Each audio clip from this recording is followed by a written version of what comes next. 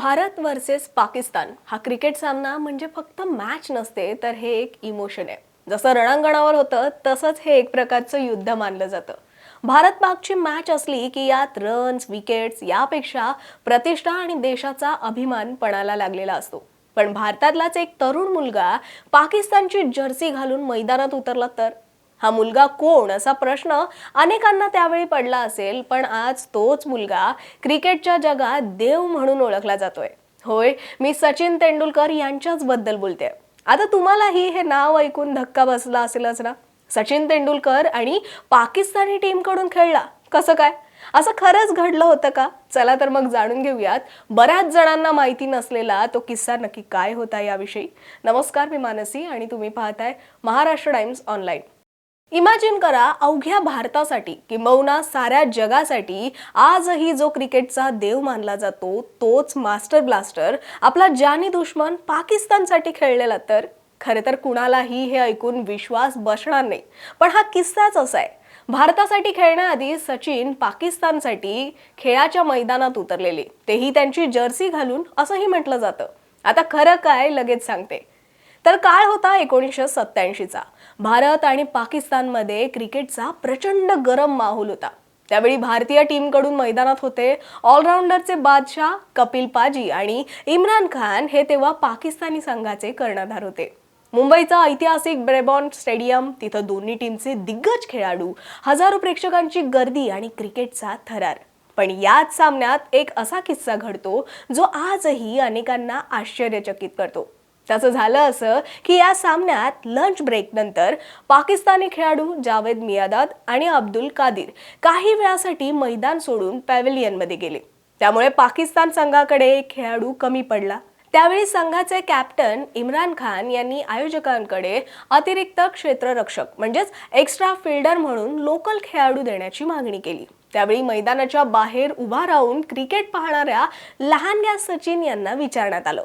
तेव्हा सचिन फक्त बाहेर उभे राहून मॅच पाहत होते आणि खेळाडूंचं निरीक्षण सुद्धा करत होते. पण सचिन यांना क्रिकेटची किती आवड आहे हे आपल्या सगळ्यांनाच माहिती आहे. शिवाय त्यावेळी ते क्रिकेट शिकत सुद्धा होते. त्यामुळे त्यांनीही ही संधी सोडली नाही. मग सचिनना तात्पुरतं पाकिस्तानच्या बाजूनं खेळायला पाठवलं आणि ते व्हाईट जर्सी घालून मैदानात उतरले. तेव्हा सचिन हे 13 ते 14 वर्षांचे असतील. पण त्यांचं क्रिकेटवर असणारं प्रेम त्या वयातही त्यांच्या डोळ्यात साफ साफ दिसून यायचं. बरं, हा किस्सा इथेच संपत नाही हा. मैदानात आल्यानंतर सचिन तेंडुलकर यांना लॉंग ऑनच्या जागी फिल्डिंगसाठी उभं करण्यात आलं होतं. आणि सगळ्यात भारी माहितीये का, त्याच दिशेनं भारताकडून कपिल देव यांनी एक जोरदार शॉट मारला. पण छोटा सचिन ती कॅच पकडू शकला नाही. पण यानंतर सचिन काय म्हणाले माहितीये? सचिन तेंडुलकरांनी त्यांच्या आत्मचरित्रात म्हणजेच प्लेइंग इट माय वे यामध्ये 1987 मध्ये घडलेल्या या घटनेचा उल्लेख केलाय.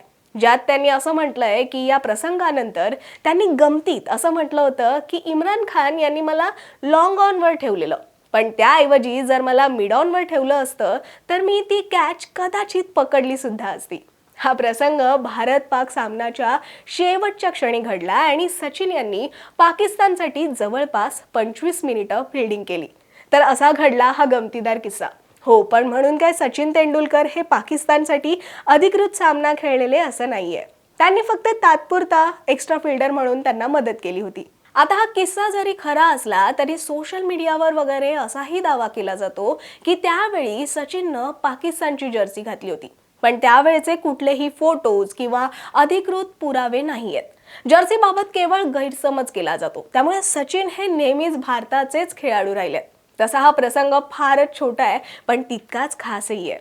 कारण ज्या मुलानं वयाच्या अवघ्या 13व्या वर्षी अशा मोठ्या सामन्यात दिग्गज खेळाडूंसोबत थेट मैदानात उभं राहून अनुभव घेतला, तोच पुढे जाऊन जगातला एक महान बॅट्समन बनला. त्या दिवशी मैदानावर कोणी कल्पनाही केली नसेल की हाच लहान मुलगा भविष्यात क्रिकेटचा देव म्हणून ओळखला जाईल. कदाचित त्यावेळी कोणी सचिनकडे फारसं पाहिलंही नसेल.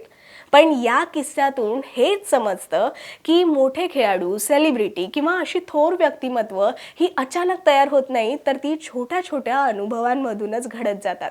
तर आपल्या मराठमोळ्या मास्टर ब्लास्टर सचिन तेंडुलकर यांचा हा किस्सा तुम्हाला कसा वाटला? तुमचं मत कमेंटमध्ये नक्की कळवा आणि अशाच व्हिडिओ पाहण्यासाठी महाराष्ट्र टाइम्स ऑनलाईनच्या YouTube चॅनलला सबस्क्राईब करा. तसंच फेसबुक पेजलाही लाईक आणि फॉलो करा.